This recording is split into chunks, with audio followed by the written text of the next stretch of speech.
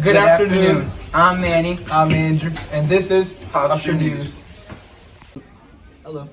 In this episode, we'll be talking about the age of exploration. Our topics are Vikings, the Atlantic slave trade, and Christopher Columbus.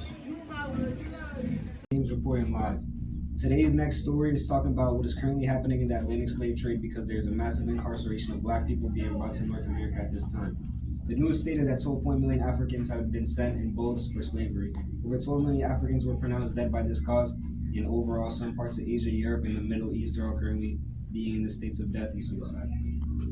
With our special guest here that came all the way to give us some clarification about this massive thing going on the news that everybody wants to hear about, please welcome Ms. Bishop.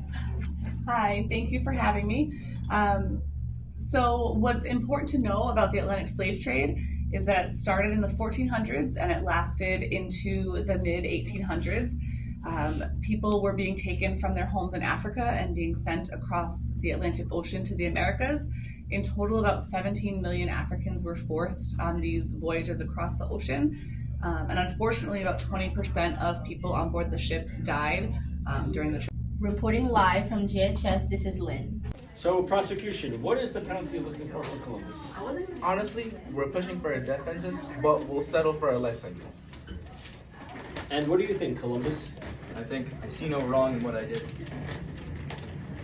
Actually, we want Columbus to be charged with murder, exploitation of resources, money laundering, because while mining and labor is a legitimate business, slavery isn't slavery. And being so ugly that you hurt the public's eyes. We're basically assault. Can you elaborate on these charges? Yes. During his time in the Caribbean, Columbus killed off many of the ethnic Tainos and exploited the island's resources and ran them dry. That's not punishable because that was normal during his time.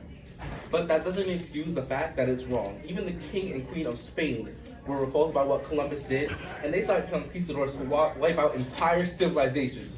So being disgusted by Columbus speaks volumes. My client says that he stands on his claim and that his business are legitimate. So we're calling slavery and exploitation business now. Not slavery, more like unpaid labor. So These accusations are false. I have images. I have the images of what you did, of what you've done. We'll see you in court.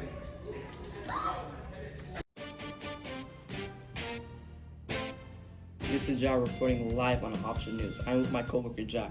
For today's first news story will be about Christopher Columbus, the top 3 most viral moments and accomplishments in his life. So Jack, what would you say are the 3 most important things that happened in Christopher Columbus's life? Well, first off, I'd like to introduce myself, even though Jai already did. But anyway, my name is Jack, and yes, that's a pretty big question, Jack. So are you able to answer it?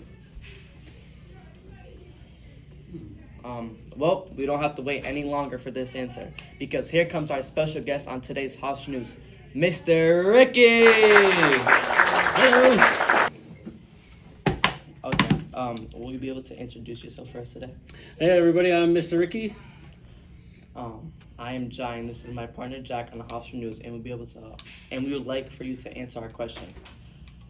How about instead of me telling you, I show you up here? Okay, this is the initial landing of 1492. This was the moment of Columbus' discovery of the Americans.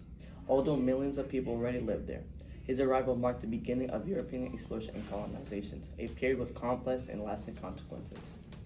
For picture 2, we have Columbus's return to Spain in chains. Columbus's governance in Hispaniola was known for his brutality, and his actions eventually led to his being returned to Spain in chains. This marked a significant shift in his image and the impact of his voyages.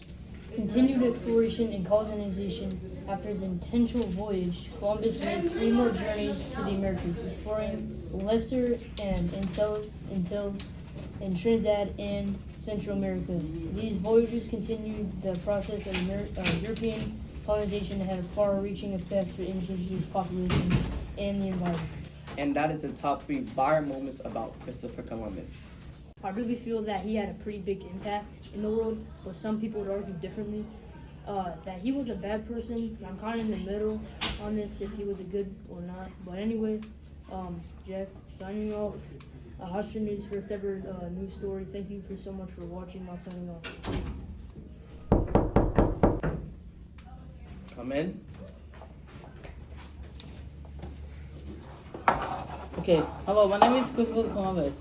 I'm part of the Montreal tribe from Europeans. So, I know I wasn't misunderstood, but the way that I feel is the way that I used to be. So the first thing I said was I could have taken sugar, but I was wrong. I thought I was gonna go to India. I wasn't gonna go to India because I was gonna go to the new land. I went with the Native Americans. The next thing is I could have trained to manufacture goods, but most people might have did something wrong because they didn't know what train. I became friends with them. Number 3 is I trained them to manufacture goods, but I didn't know what goods to trade, and most of my found gold, silverware, and clothing.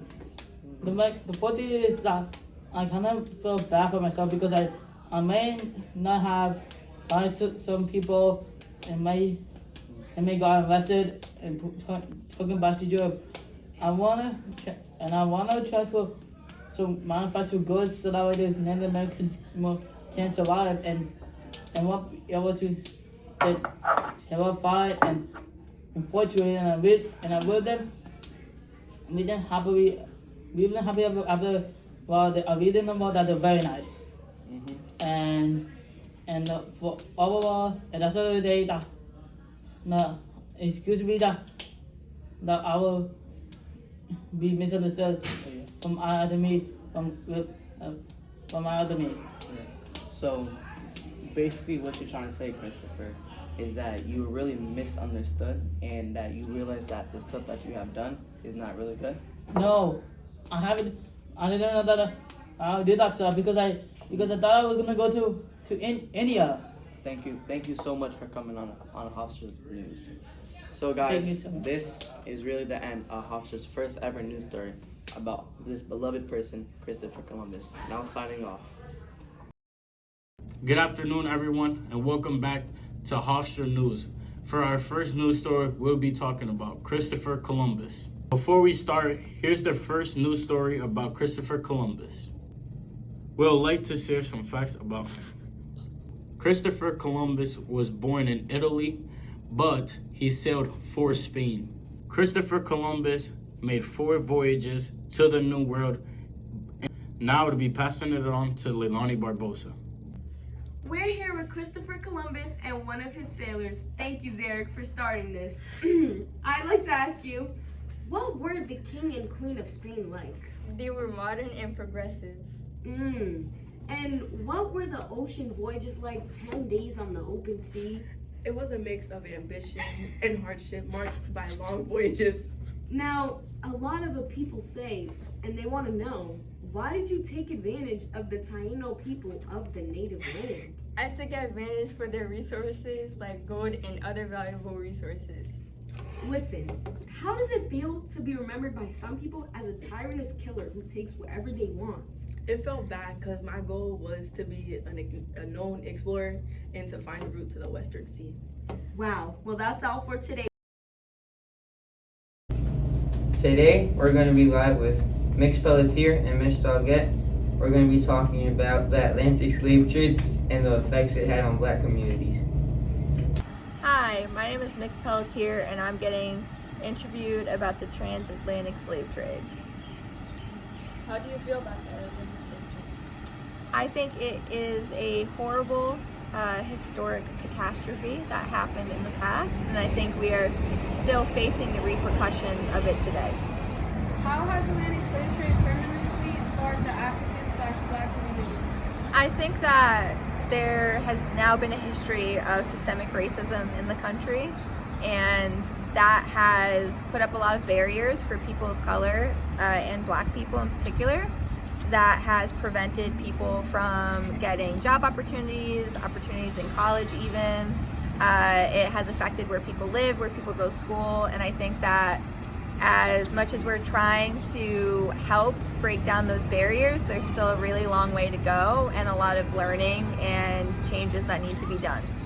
Do you think the Atlantic slave trade changed people's perspective on slavery?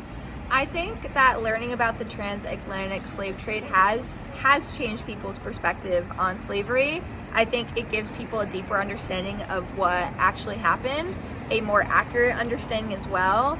A lot of horrific things happened on the transatlantic slave trade, and I don't think the word horrific even begins to cover it. And I think that history and classes in general do a disservice by not teaching it, and so I think it's really awesome that Blackstone Valley Prep and our history department does, because it's something that I didn't learn about when I was in school. Do you think that Atlantic slave trade is still taking effect in today's world? I think so. I think the ramifications of what happened definitely still are affecting people's lives today. I think that one of the biggest ramifications that I've mentioned in a previous answer is systemic racism, but also things like white privilege, and that is everywhere. It's just across the country, like even further than that, it's something that people are definitely still dealing with today. Why is it important for future generations to continue learning about the Atlantic slave trade? I think something that every history teacher has ever told me, and I'm sure that you've also been told this by Mr. Ricky or Miss Bishop, is that if you don't learn about the past, then you're destined to repeat it in the future. And I think that it's really important to learn about what happened previously to see how it impacts what's happening today, and to also figure out ways to kind of counter effect and resolve the issues that happened in the past. So like, what would reparations look like today? How do we help those that are currently being harmed by the after effects of slavery and the transatlantic slave trade? I'm Zaire. And I'm Derek. And this is Hofstra's News. Good night, everyone.